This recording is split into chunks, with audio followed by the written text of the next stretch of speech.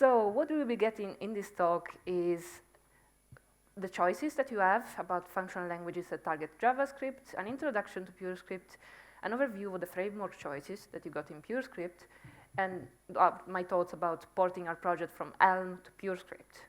So our project is this, a visual IDE for a PLC language, IEC, whatever the number is. And PLC is a programmable logic controller. It's basically a parallel evolution about that's used in industrial automation for programming. And it's a visual language. And on the that side, you should see the function block. On the top, there are events, and on the bottom, there are variables. And on the other side, you should see some IDEs for that. But we wanted to make something better than that, something more interesting. And we were inspired by the talk by Brett Victor, Inventing on Principle, where he expands about how visualizing debugging helps a lot. And this is taken from that talk. As you see, this either for showing, for making circuits, is showing the history of the values in time. And we ended up doing something quite similar. This is our project. So are you seeing it okay? Or is it too small? So basically, this is our project actually running. This is Elm. So you have the function block on one side, and you have the variables changing. And if I click on the variables changing, I can see the history of them. And bear with me, because this is a traffic light. So there is a green, a red, and a yellow, but the colors of the plot don't match. So on top is the green, and as you can see, it never matches with the red. You can see it from the label. But the yellow at the bottom overlaps with both of them. So you can basically debug your traffic light application straight from this. And I have a subset of the application running in Purescript. I still have to write some rendering code, but this is it. That is done in Purescript. So the deployment of our application is quite interesting. So you have our clients that write in this PLC language, their applications. They use our compiler that compiles to ERlang, to Beam files. And these files are deployed on the bare metal running Beam that also runs Cowboy. And Cowboy sends to our IDE information that we can debug with. So the structure more in detail is like this. You have the Beam running on the PLC board, the PLC program, Cowboy, they talk to each other. And then they send to WebSockets information to our PLC IDE in the browser.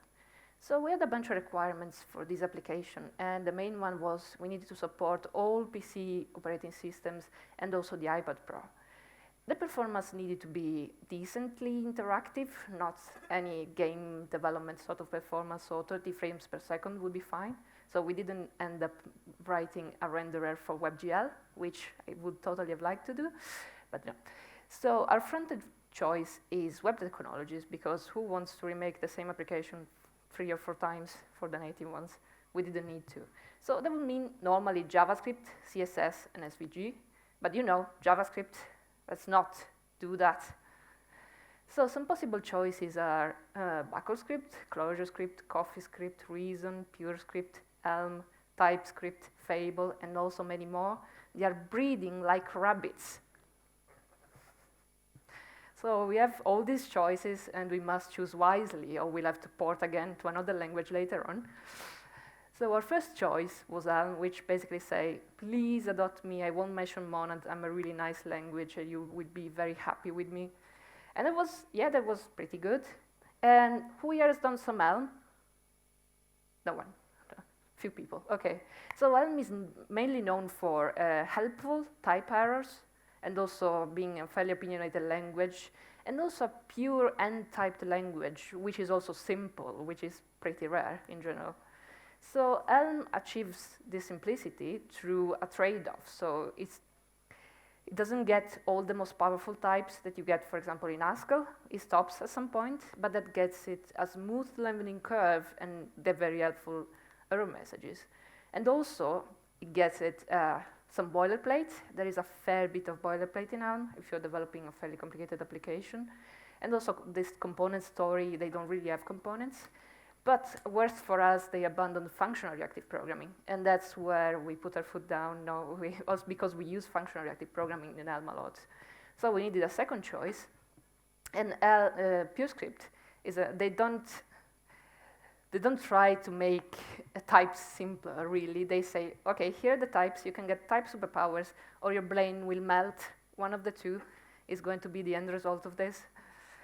So Purescript is a purely functional, strongly typed, eagerly evaluated language that compiles to JavaScript, and that is exactly like Elm is. But differently from Elm, it has advanced types, such as type classes and higher kind of types.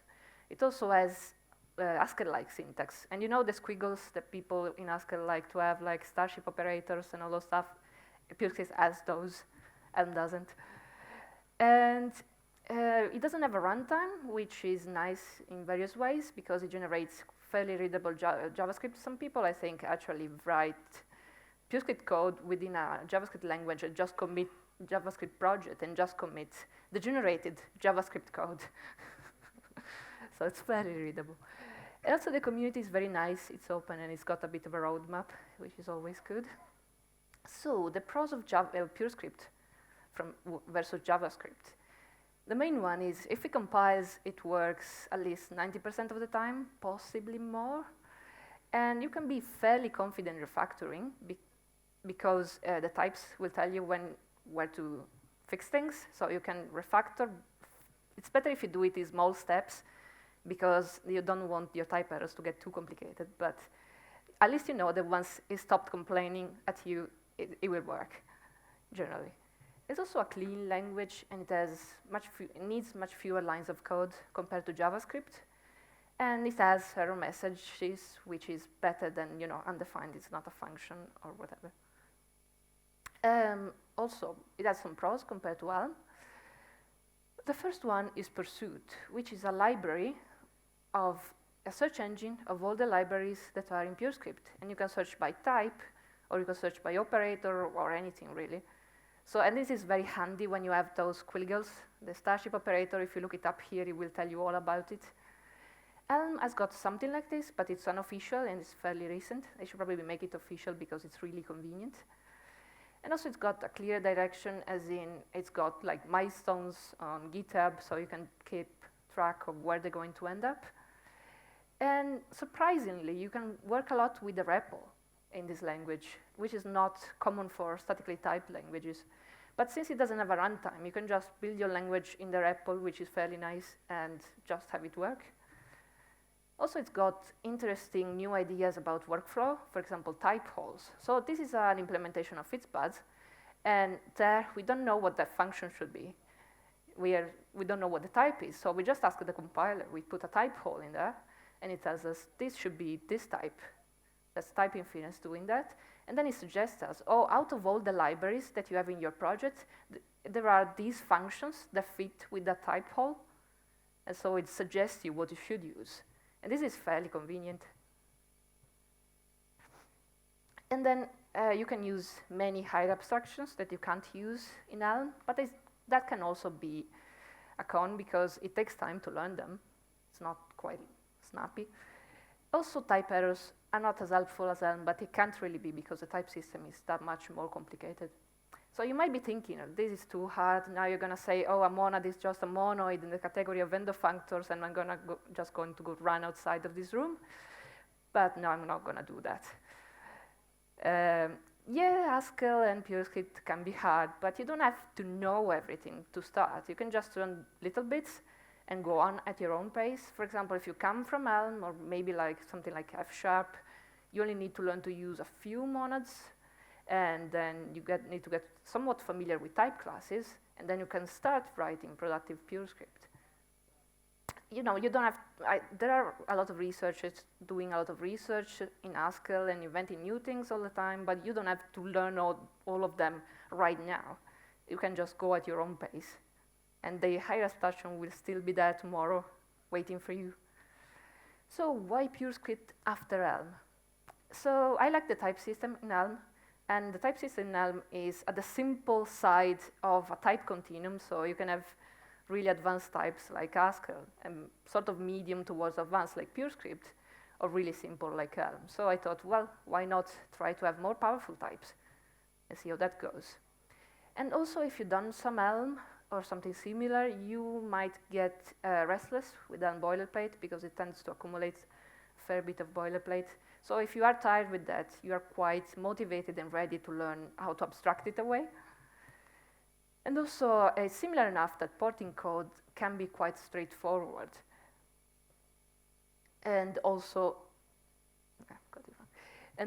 it's Purescript is general purpose. Elm is not general purpose, so Elm only targets the web browser, not even Node, so you can only write web application, web client applications. While someone has even rewritten Elm, implemented Elm as a library in Purescript, Elm 0.16, and that is that, Purescript Elm. So it's general purpose, you can do pretty much anything with it.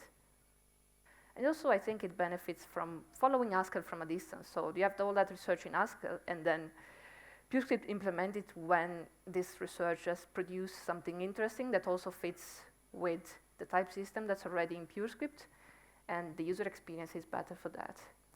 So there are philosophy differences in Elm, pretty striking ones, because Elm only gives you one possible program structure. There is the Elm architecture, and that's it. While Purescript gives you many, many different options, and you can make your own as well. Everything is fair. And then Elm is made to be simple above anything else. That's their priority, and the learning curve should be very smooth. So you might be able to learn Elm in a few weeks, while in Purescript you have a lot of the power that you have in Haskell, so the learning curve is longer, though to get started, you can get started in a few weeks. So I might inflict on you my reflections on Elm, Purescript, and Haskell. So Elm is the simplest language out of these three statically typed pure languages. It's very focused on user experience and has only one way to do things. And they are very ruthless about removing historical baggage, so if some feature is not used enough, they just remove it. They delete it in fix operators, I think, in the last version. And I think that makes it a great entry-level language. Also, if you want to make a prototype or you want to try out statically typed pure functional programming, definitely try Elm. But it only targets web browsers, so if you want to do anything else, you're out of luck. On the other extreme end, you got Haskell. Haskell is a research language, and as we said, it has got all that research going to it, new things appearing every day. So it's the most powerful, but when you're researching something, the first interface you come up with is generally not the best, so the user experience tends to be not as good as the other options. It also tends to have quite a bit of historical baggage, because it is hard to change things when it's being around so long. You can't just make everyone's code just not work.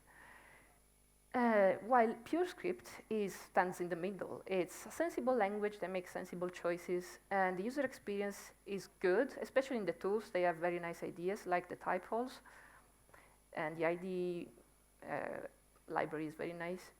So it's got a lot of power, but it's eagerly evaluated, so you don't have to learn laziness to use Purescript, which is one less thing to learn. It's also general purpose, and it has got many backends, including an ERlang one. So you can actually write Purescript and compile to the beam. And then we go to the frameworks overview. So assuming you want to start something in Purescript, there are two big categories, I would say. One is wrapper in React, and the other one is Purescript. And I put them here on the type complexity continuum. So it starts from easy to, there are 3 monads here. So on the easy side, there are Flare and Pux. And there are some which have lenses, which are Thermite and Optic UI, and then Halogen at the extreme end of type complexity. So Flare is a really nice little library to make interactive graphs, like that one. So it's limited to a specific use case, but you can start with it from the very beginning. You don't need to learn much more to use Flare. You only probably need to understand applicative functor syntax, which looks terrible, but it's actually fairly understandable once you sit down and just do all the steps. And then this is the code for that little graph. As you can see, that's pretty compact. It doesn't even have applicative functor syntax. And then we have Pux. Pux is very similar to the Elm architecture, the one from Elm 0.16. And for our case, it has SVG support already included, which is good. Also has, you can use the interactive React debugger with it. and probably is the simplest Purescript framework that still lets you do some proper web applications. You might not want to do it because, you know, React dependencies. How painful is to install React? It's very painful for me, at least. But not all is lost, because now they changed the dependencies, so it doesn't depend on React anymore. It depends on Preact, which is better. And this is Pux Structure, so there is a model which is called state, and then there are actions you can do on this model, and then there is an update function and a view function, and you can send inputs to your application, and you have the half monad to deal with effects. And as you can see, it's very similar to the Helm architecture structure. It's basically the same, just model is called state, and effects have got their own monads instead of just being called effects. And this is the code for a counter. So you have two buttons, one increments the counter and one decrements the counter. So there you have the action, increment and decrement, and then you have the state is just an int, and you have the update function that takes an action and a state and returns the next state. So you pattern match. If it's increment, I'm gonna add one. If I decrement, I'm gonna decrease one. And then you have the rendering function when you wrap all of that in some HTML. And that's all, that's it. You have a counter with that code. Moving on, we have the lenses ones. I haven't really gotten around to learn lenses, so I'm just gonna give you a very simple overview of them. So Thermite wraps React, and it's written by Phil Freeman, which is Purescript author, and Optic UI is pure Purescript instead. And I don't think it's been updated in a while, to be honest. And then, last but not least, Halogen. Halogen doesn't depend on React. It's used in production by a company called Slamdata, and they have an application which is a MongoDB analytics application, which is fairly complicated, that they sell, and they're still in business, so they must be going well. It's an open source project, and with more than one person working on it, so they keep it updated and working quite nicely. It's still got a nice HTML DSL as Pux before. And finally, version 1.0 has arrived, so they shouldn't change the interface anymore. And you might not want to use it because the types in Halogen can get quite complicated. I mean, it's all good until you get them wrong, and then maybe the type errors are quite hard to follow. And this is the Slamdata application. So it's all open source, so if you don't know how to do something, you can just look up their code and see how they're doing it in a real app. And this is the Halogen structure. Comparing with the Pux structure, you still have a state. The action is now broken down in action and request, and it's called query. They have a component type, which is useful, and the update function is called eval, and the view function is called render. And this is one application with Halogen. It's just a button that toggles a Boolean. So you have the state, which is a Boolean, and then you have the query, and there is both an action, which is toggle state, and a request, which asks from the component below what this value is, basically. And then you have the component wiring, the wires all together. You have the render function, and you have eval that pattern matches on the query.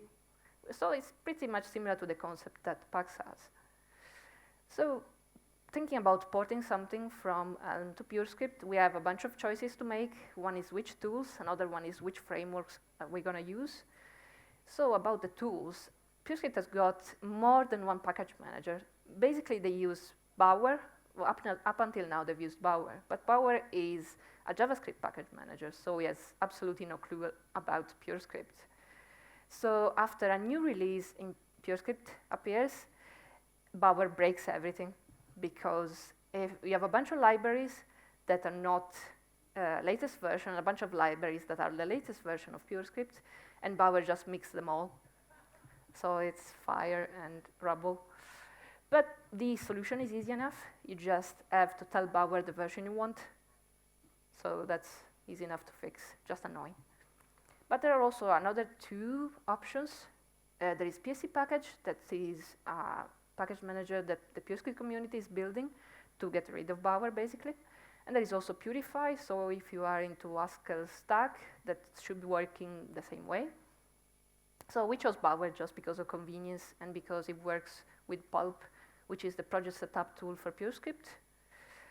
About backend communication, we had two options really. One is JSON and the other one is BERT. We implemented the first one with JSON, but we are porting it to BERT. And we're doing that because our server, as we said, runs on embedded. So we want to make the computation as much as possible be on the client side. And BERT is apparently 1 order of magnitude faster compared to JSX. So this is a little table. So BERT is 10 times faster than Jiffy and 43 times faster than JSX.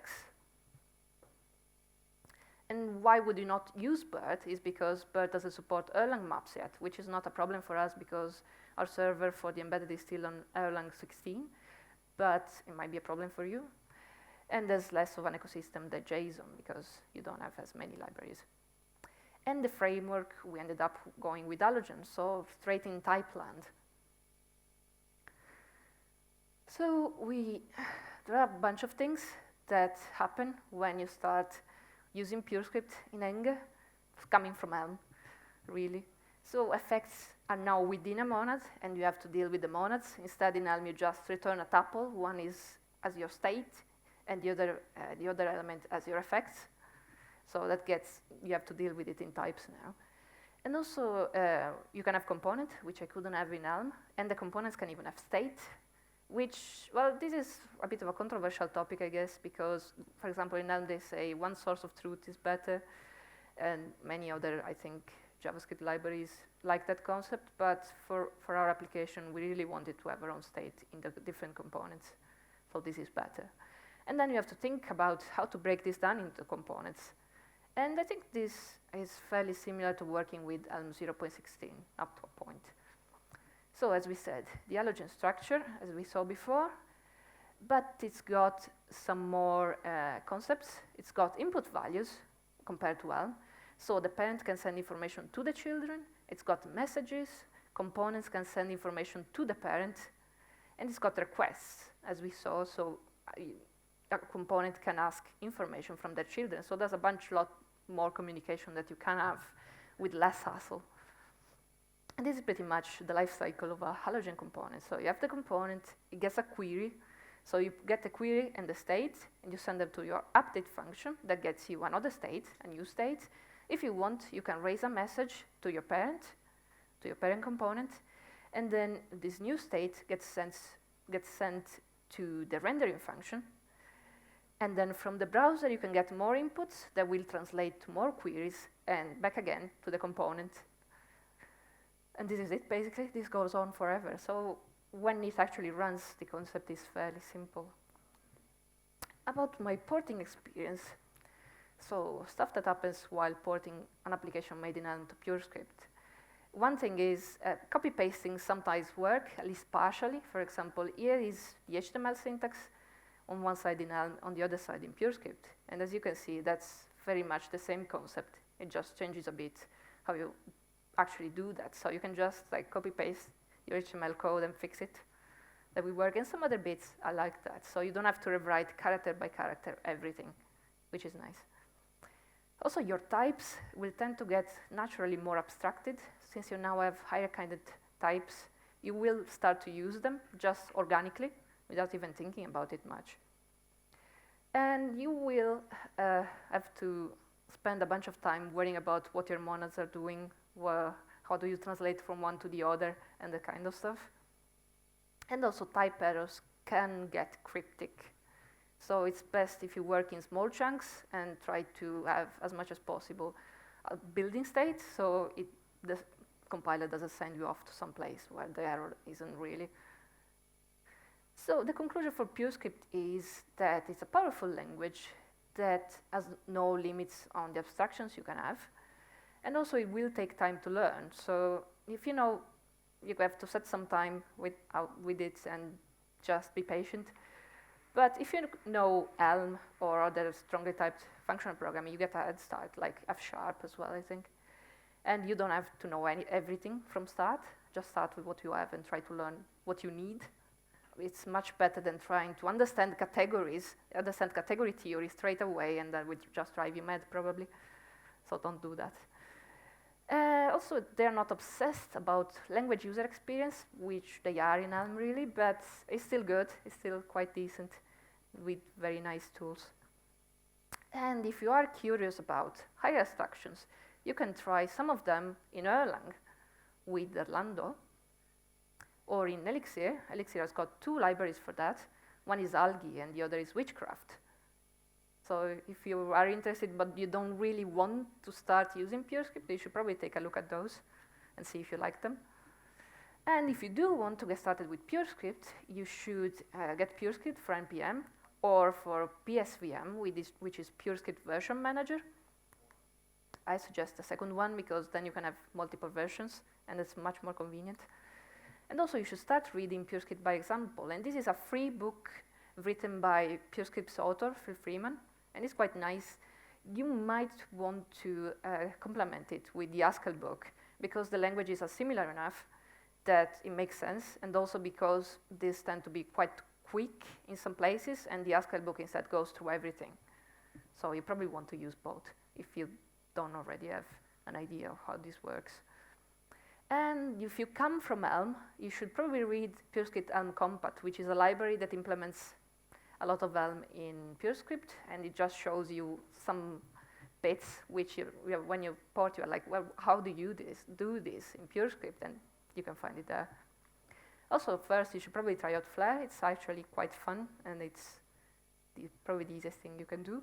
Or Pux, and with Pux, you can already make front-end applications. And you should definitely meet the community. It's very nice, and it's everywhere. There's an IRC channel, there's a Slack channel, there's a GitHub channel, and there are video meetups, online video meetups and there are people from everywhere in the world participating. And that is all. Actually, one more thing. If you are interested in embedded ERlang, we have a board, an embedded board, and you can win one of those. You can win one of 3 by signing up on this website until the end of the conference. And that is actually all.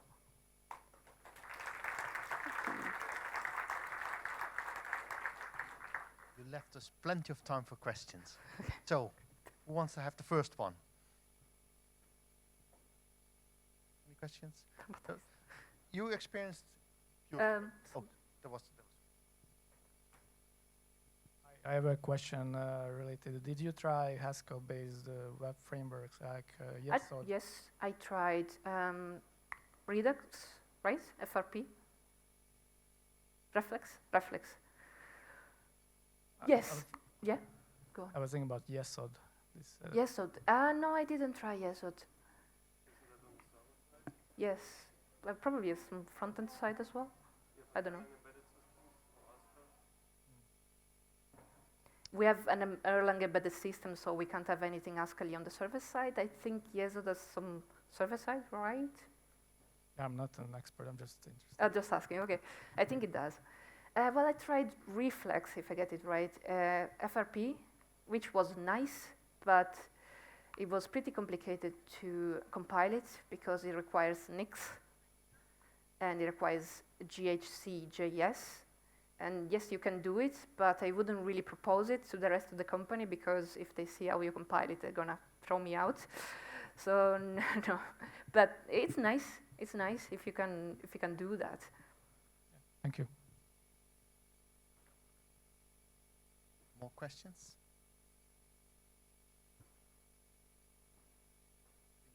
Your Purescript experiences, if you kind of this nice type language, etc. How kind of more productive do you feel using this compared to what you probably did before writing JavaScript? A lot. No, really a lot. Can you give a factor of it, or is it just like right. a week JavaScript work is a day work, or how do you feel about that? Well, the frameworks are much more powerful, in my opinion. Well, I know there are people who really like some flavor of functional JavaScript, but I think if you're bothering doing functional JavaScript, you might as well use a functional language and just compile to it. It makes no sense to do that without having something, the ecosystem helping you out. Because you're going to put a lot of effort into keeping everything functional, that something is going to sabotage you, and it's just much easier if you use a functional language. So functional in general is already easier, and I think functional and typed, it's also fairly nice Right, of course, this is a matter of opinion, but I think I see the advantage of doing it mainly in not having to debug so much afterwards. Thank you. There are no more questions, then let's thank the speaker again. Thank you.